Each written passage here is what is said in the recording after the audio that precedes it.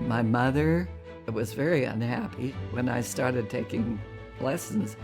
She said, "Dear, tumbling around in an airplane in pants the way a man does is just not ladylike." And I said, "To that."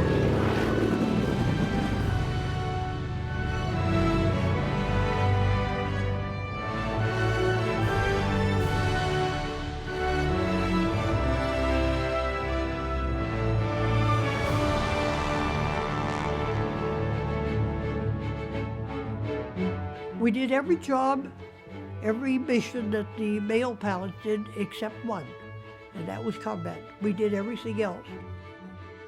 What you learn is not just flying an airplane. What you learn is how to live, how to anticipate. You're never satisfied with status quo. You're always looking forward.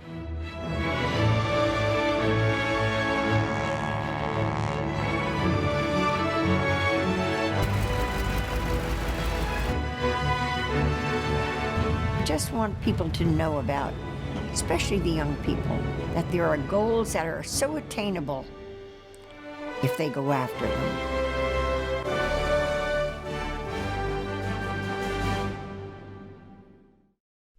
Hello and welcome to the Wonder Women of Aviation podcast. I'm live here at Oshkosh 21 EAA AirVenture, and I'm here with Kara White. Kara is a writer, producer, and director with Hemlock Films. And we're here to talk about her film, talk about her. She's truly a Wonder Woman of Aviation, and just hear about her story and hear about the film that she's been working on. So I'll let her talk about it. So Rise Above Wasp is a film we produced for the commemorative Airforce, and it is currently playing down in Kidventure at Pioneer Airport. It is an exhibit that will tour the country, and you have to go to their website, the CAF RISE and that will have the schedule on it, and they tour it around different air shows and schools, and to tell the story of the Wasp and the Tuskegee Airmen. And it was supposed to premiere in March of 2020 in LA, and then it's been sitting since then. So it's only been touring for a month, so very few people have seen it. But if you're here at Oshkosh, then I would recommend to go see it, or get on their website and you can see the film. And I am so glad that I'm having the opportunity to see it. After this interview, I'm going to go watch it. I'm going to see it. But I want to talk more about what inspired you, or what inspired you to do the movies. Let's talk about you. What inspired you specifically to do a movie that's so powerful and impactful, and talk about the women Air Force service pilots, because I feel like that's a part of our history that it's forgotten. Yeah. So. Yeah, absolutely. And I think that's one of the things that I get worked up a lot mostly about, is that I always say nobody knows about them, and I'm like, I know people know about them, but I feel like it should be more on oh yeah, everyone knows who Wonder Woman is. I feel like everybody should be like, oh, the Wasp, I totally know that, so because they have always been such an inspiration to me, that I feel like I just, I've said this before, and I'm like, I don't think that they're slighted, but sometimes a lot of the time, at things, I'm they're everybody's like, oh yeah, and then there's also women who flew them, and so anyhow, and because I've interviewed so many of them and met them and fell in love with them, that I just really want people to know about them. But my original inspiration for the project, I actually learned about the Wasp by seeing a photo of them when I was in college, and I'm like, wait, what? Who is this? Because they just looked so cool, and I'm like, I need to know more about them. And the more I learn about them, the more I was like, they're just phenomenal women. And so we did the Tuskegee Airmen movie for the Rise Above project in 2011, and when we premiered it here, several of the Wasps watched it, and they came out to talk to us, and I was just like, we need to do one about them. We have to do this. So since then, I've been pushing hard, being okay, you guys need to do one about the Wasp.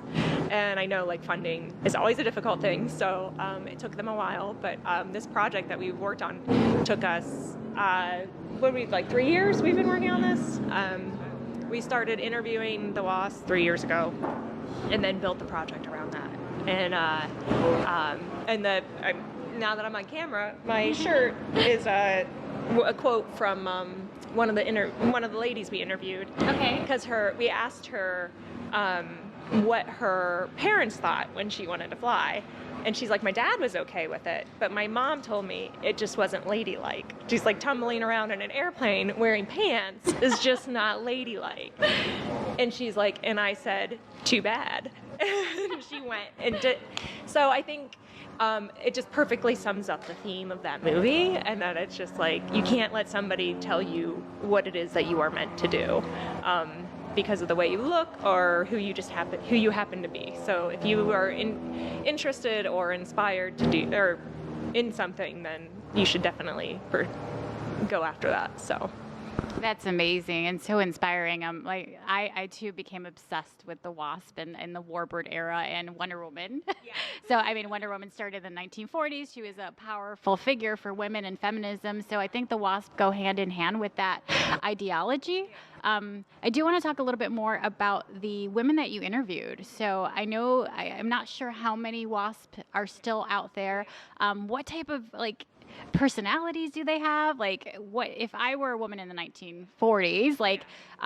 What type of person would I be to join the Wasp? Yeah, I think that is the most amazing thing about them, is that they were alive, and the society that surrounded them at that time was so not into them doing this. And it's like, how they got interested in airplanes, and B, that they had the tenacity to be like, I want to do that, and I don't care who tells me I can't. Because, they were butting head. It was a struggle the entire way. But each of them, and this is one of the interesting things we talk about a lot, is I went into this project going, okay, I've done all this research, I kind of have an idea of who these women are, and then we would travel around the country and we would spend one day with each of them in their home and do an interview. And then after the interview, we would go through their photos so we could get some for the documentary, and we just hang out. And some of them would be like, I have a whiskey, do you want a whiskey? And I'm like, yep. Yep. So we got very familiar with them, and after our first interview, we did one in Ohio, because we were from Ohio, and that was part of our pitch, is we went and interviewed a gal who lives by us. And the first one we went when we got the project, went back to the hotel, and I was like, I'm just gonna brain dump all of the stuff that's not on camera, just my thoughts and things that I'm taking away from what they've told us. And I was like, oh, this is really interesting, because so-and-so is like this, and she's kind of like this, and I'm like, oh, I don't really know how to approach that, how do I generalize that? I get it. And my lovely husband was like, yeah, Kara, all women are different. And I'm like, oh, really? Right, all women are different. So that totally opened up how I was going to approach it, and because Elise we interviewed, and she's super proper, she's the one who said, I'm gonna too bad. But she was very much feminine, and she would talk about how a lot of the girls were more tomboyish, and she's like, I wasn't like that, and she's like, 'cause I didn't have problems, because and I feel it was more she was playing the game, where she's like, okay, I mean, as you understand as a woman what I'm getting at, yes. Right? Where you're like, okay, I'm gonna be pleasant and nice to everybody, which is fine. I mean, that's not a problem. But then she's like, there were women who were a little more aggressive, and she's and I think that, she's like, that put some men off, where they're they didn't like that. Right. So, the spectrum was broad, I guess, is my point. Okay. Yeah. You can't be oh yeah, they're all totally like this. Yeah. And there were over 1,000 of them, so they're all completely different. But okay. I learned a lot doing this. I can't imagine filtering through all that data, all those interviews. I would be honestly beside myself, because I'm a journalist myself. So I'm you want to keep every story, because every story is important and it's a part of our history. So it's I can't even imagine what you went through. So how long did the project take for you to gather all the information before you got into the film development of? So, like I said, we did 3 years ago. We did all of our, and I'm saying this probably wrong because it's probably been more than 3 years ago. We did all of our interviews first, and I gathered all of that information. And then I did a lot with Texas Women's University and Dr. Kate Landeck, who teaches there, and who is kind of like the keeper of the Wasp, essentially. Okay. And so just chatted with her and tried to like get more ideas and the basis of stuff. And she fact-checked everything I did. Okay. But I took all of that, and then I wrote the script around that. So like, because we put the documentary portions together, and then we had to write narrative scenes because we were going to do these reenactments. And I used those interviews to try and figure out what the made-up story was that we were putting together. So to speak, it's made up. I kind of did wanted to do amalgamy of like all the different Wasps, because we didn't want to focus on just particular ones, because the movie is supposed to be about all of them.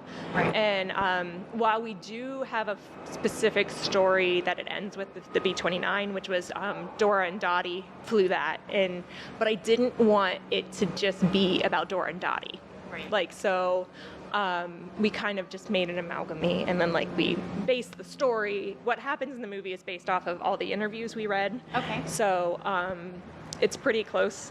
Like I can't speak for what they actually said when they did it, but we so I scripted that, and then I poured over it a million times. Wow. Like every word I used, I just wanted to make sure we were making the right impact, because it is for young girls and boys, and I want the message that these women were strong, brave leaders to come across to young women and young men, so that they learn that men and women can work with each other and treat each other with respect.